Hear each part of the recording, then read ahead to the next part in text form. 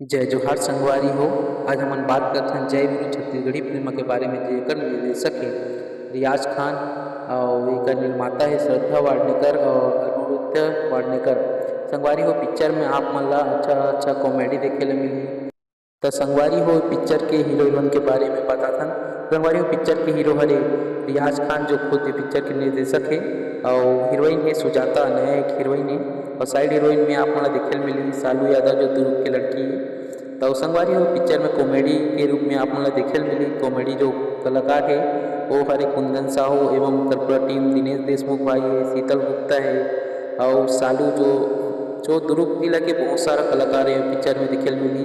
और कॉमेडी के लिए है जो सलीम अंसारी है, विनायक अग्रवाल है, जो बिलाई के हरे, ये मतलब सब दिखे मिली। संगवारी हो आप मन ला ये पिक्चर में।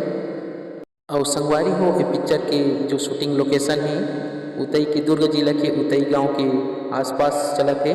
और संगवारी हो, आज ये पिक्चर के शूटिंग हमार गांव जोतरी में भी हुई से, जहाँ आयरी से जय वीरू के जो कलाकार है वो मना एक सब्जी के दुकान में शूटिंग चलत रही से।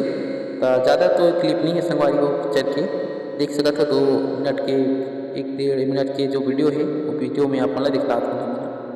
तो संगवारी हो, अब बात किया जाए पिक्चर के